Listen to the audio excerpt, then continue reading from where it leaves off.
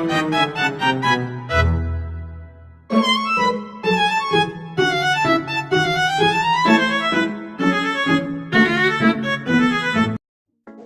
warahmatullahi wabarakatuh. Perkenalkan, nama saya Suci Ananda Putri dengan NIM 2523018 dari kelas P3 N4A. Nah, pada video kali ini saya akan mempresentasikan dan menjelaskan mengenai siklus bahasa sangka lunak dalam pembuatan aplikasi game, yaitu Walk Amo atau Pukul Tikus Tanah yang berbasis mobile. Nah, dalam pembuatan aplikasi ini saya menggunakan Visual Studio Code dan dengan bantuan framework Flutter. Nah, sebelum kita masuk ke baris kerja program, hal pertama yang kita lakukan adalah mengunduh si Flutter ini ke Visual Studio Code. Nah, di sini untuk pengunduhan Flutter ini kita pergi ke arah extension. Nah, pada extension ini kita buat Flutter. Nah, nanti pada Flutter ini, nah ini kan muncul tuh aplikasi Flutter. Nah, di sini kita katakan untuk menginstal si Flutter ini. Nah, setelah kita install, kita pergi ke arah Explorer. Nah, nanti kita pergi ke arah terminal dan juga kita ketik perintahnya Flutter create. Misalnya contoh kita mau membuat folder Pinterest atau terserah mau buat yang mana. Nah, nanti setelah kita buat si Flutter create ini, maka muncul folder-folder yang sangat kompleks di sini. Nah, masing-masing folder ini memiliki tugasnya. Nah, pada folder .role dan idea ini, dia merupakan folder metadata sistem yang dikelola otomatis oleh VS Code dan Flutter. Di dalamnya terdapat konfigurasi caching dan dependensi lokal yang memastikan proses compile-nya berjalan lancar. Jadi, kita tidak perlu mengubah isi folder si .role dan idea ini. Nah, yang kedua yaitu terdapat folder Android 1 sama iOS.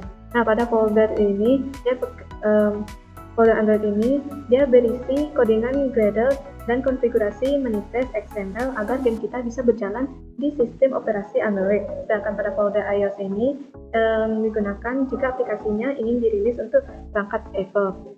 Nah, selanjutnya yaitu folder asset. Nah, pada folder asset ini itu saya buat sendiri alias secara manual. Dan folder ini berfungsi sebagai media penyimpanan lokal untuk semua berkas multimedia. Jadi kita mau menambahkan folder gambar bentuk JPEG atau PNG atau audio atau logo atau video dan lain sebagainya.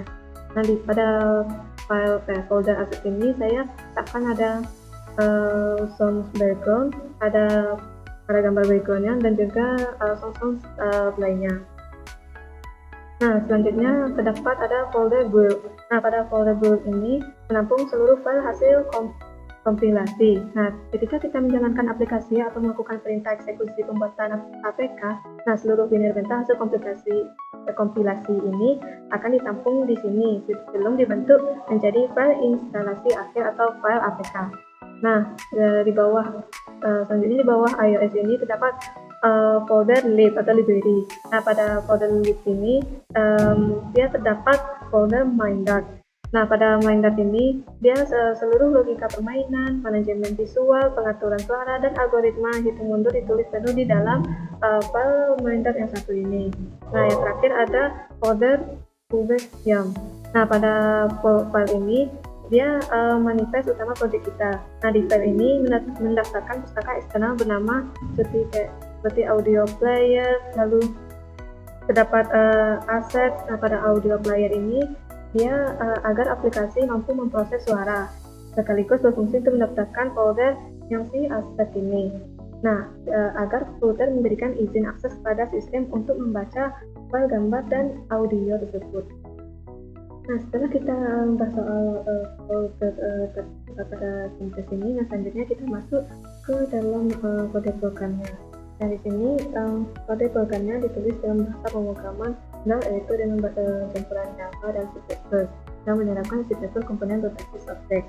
Nah, pada baris pertama ini terdapat perintah import, yaitu kita mengimport extension ini untuk mengontrol fungsi waktu atau timer. Nah, yang selanjutnya terdapat ada Darknet untuk fungsi pengecekan indeks serta package audio player ini sebagai library tempat ketiga yang bertanggung jawab penuh atas manajemen aset suara di dalam game tersebut. Pada aplikasi dimulai dari fungsi utama yaitu voice main, sound art, consonant art. Nah, di sini pada kelas ini dia menggunakan stateless widget karena hanya bertindak sebagai akar aplikasi yang membungkus pengaturan tema dasar atau si sistem data ini dengan warna dominannya itu green.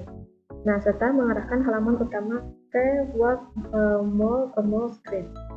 Nah, selanjutnya kita masuk ke pengguna stateful widget ini dan struktur state.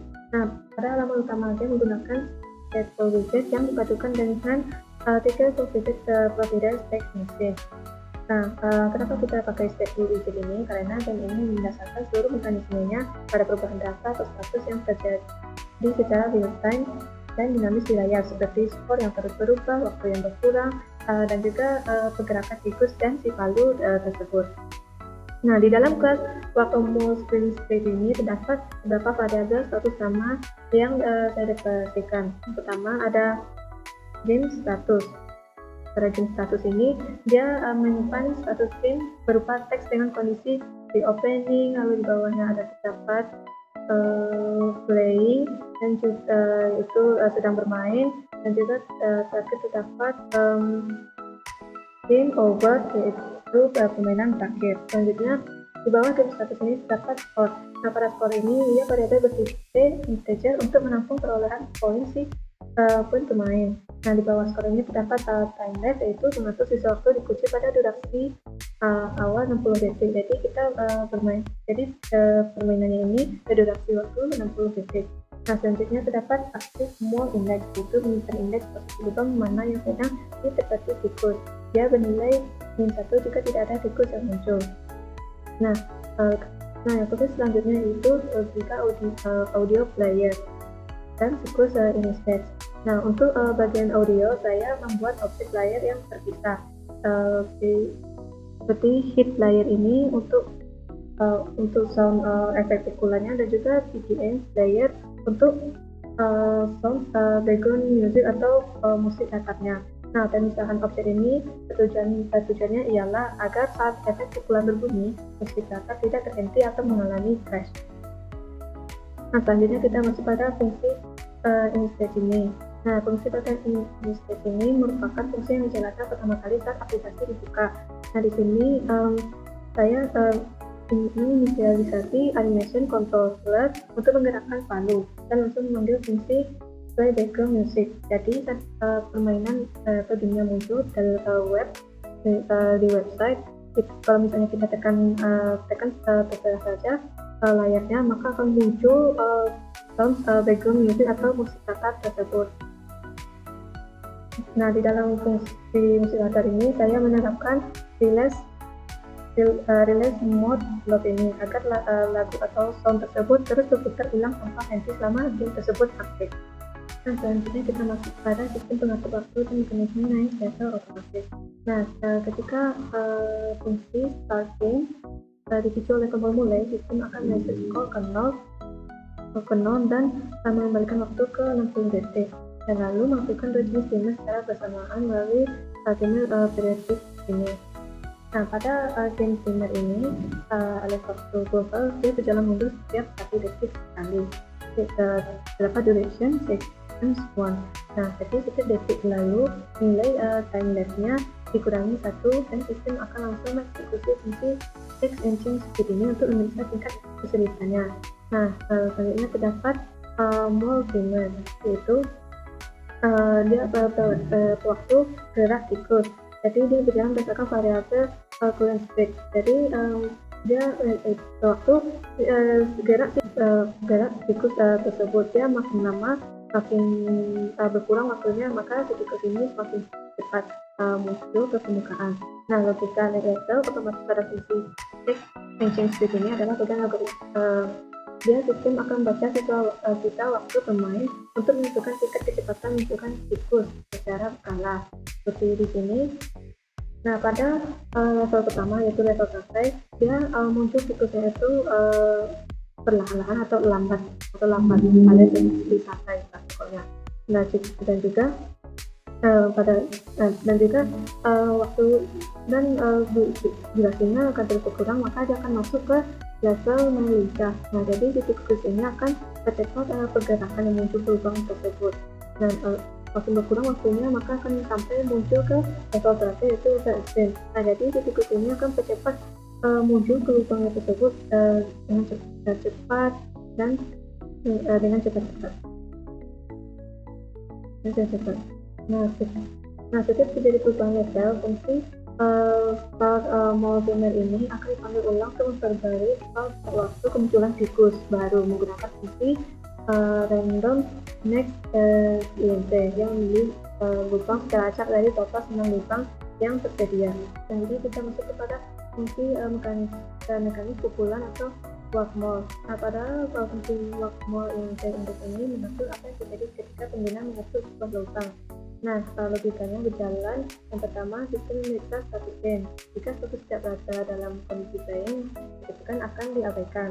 Dan juga jika fungsinya itu sah atau bisa berfungsi dipicu untuk memutar suara efek pukul bersamaan dengan eksekusi hammer controller forward yang memutar visual icon palu ke bawah sedang memukul. Nah, jadi predict sound ini dia akan muncul suara efek pukulan dan juga mutar visual icon si palu ini ke bawah, jadi seperti memukul.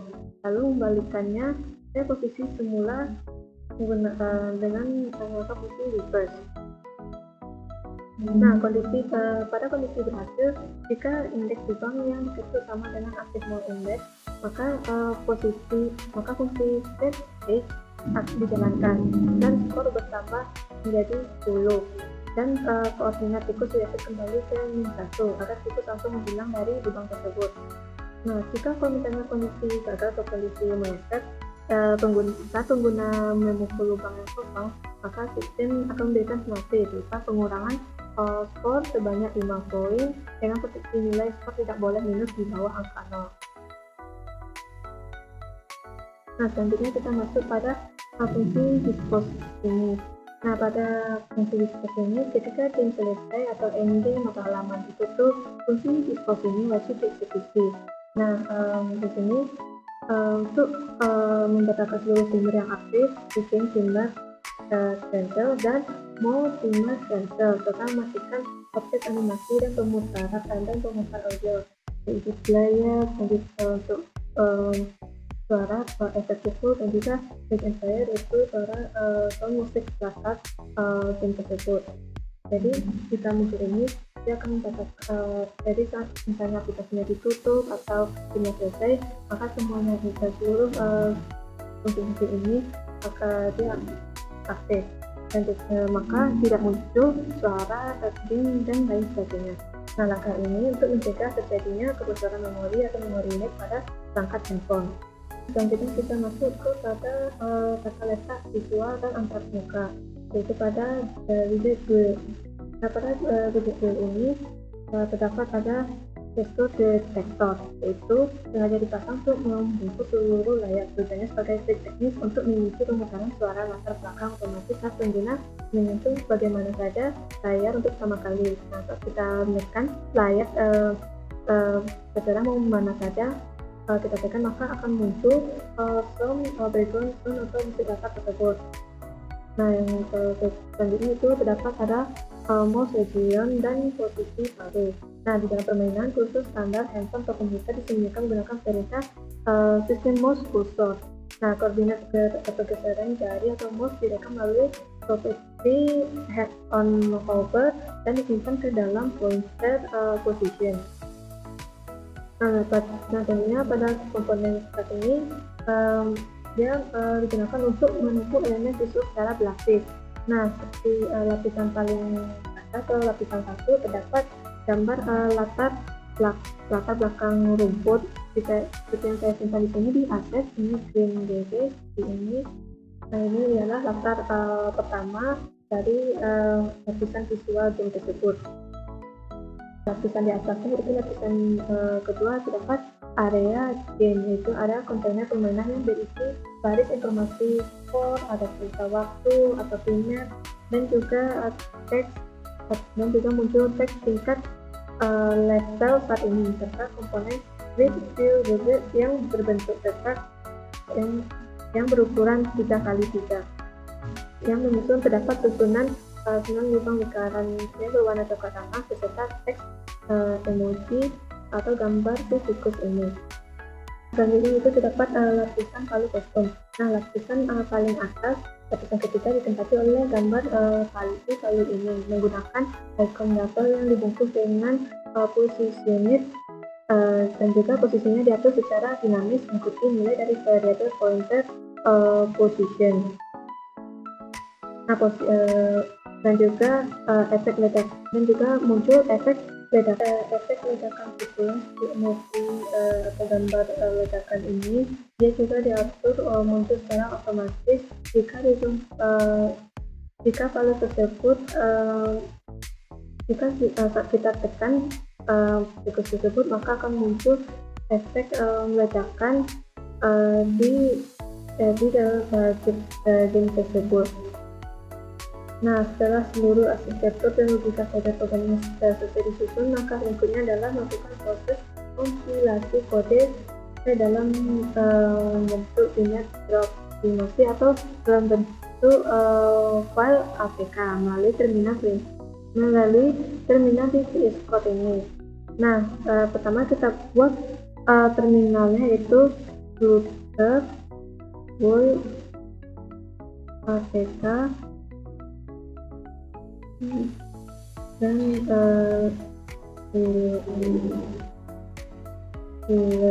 nah, saat kita tekan enter maka si flutter ini akan berjalan membuat sebuah aplikasi APK yang APK sesuai project yang kita buat ini, dan juga akhirnya berupa aplikasi atau APK yang siap dipasang langsung pada perangkat keras handphone. Nah, selanjutnya kita akan masuk ke demo aplikasi game tersebut. Nah, kita akan menjalankannya yang menggunakan F5. Nah, di sini kan muncul bagian atau play atau bagian awal permainan. Di sini kan muncul ada tulisannya Wacom dan juga terdapat ada background, gambar backgroundnya, dan juga kita menekan tombol mulai bermain. Nah, ini kan muncul permainan itu, dan juga tikusnya itu dengan variabel yang itu datang. Nah, semakin pada ini semakin kurang berjalan punyanya ini, maka ukurannya semakin meningkat dan tikusnya semakin cepat saya kira. Nah, pada skor ini dia kalau misalnya kita pukul ke titik ini maka skornya bertambah jadi 10. Nah, jika kita melihat tersebut maka kita kurang dari 5 berarti tidak boleh minus, dia harus kembali ke sampai ke 0. Nah, pada kali ini dapat ada efek ke bawah dan juga efek ledakannya, dan terdapat suara shift atau suara efek pukulan kepada si palu tersebut. Nah, ini dan pada game ini terdapat skor akhir kita bermain, dan juga terdapat menu main lagi atau enggak selesai. Nah, dan juga background suara handphone penghubung belakangnya akan berhenti pada saat permainan ini selesai. Nah, juga dia akan muncul pada saat kita pertama kali main berdasarkan layar pecah. Nah, dari sini di sini kan telah menggunakan di bagian, dan selanjutnya kita akan mencoba di bagian handphone. Nah, di sini saya akan mencobakan game ini di Android atau di handphone saya sendiri. Nah, kita akan menekan pada game test atau game WMO ini. Nah, maka akan muncul seperti menu utama tadi seperti yang kita cobakan di website atau di desktop di laptop tadi. Nah, di sini kan ada soundnya, terus ada bagian menu untuk mulai bermain. Nah, selanjutnya akan muncul nah, selanjutnya seperti kalau di handphone seperti ini, cuman kekurangannya dia palunya tidak muncul dan soundnya berhenti. Namun efek pukulannya muncul, dan juga tikusnya berjalan normal, dan juga skornya tambah, dan tikusnya bergerak cepat sesuai level, dan artinya secara fungsi game ini berfungsi dengan baik. Namun itulah beberapa kekurangan setelah dijadikan file APK. File APK dan juga saat kita cobakan di Android tersebut. Nah, maka kalau di sini akan muncul game over atau permainan berakhir, dan terdapat skor akhir kita. Dan juga muncul ada main lagi dan selesai. Nah, pada selesai dia akan muncul sound atau musik latar belakangnya.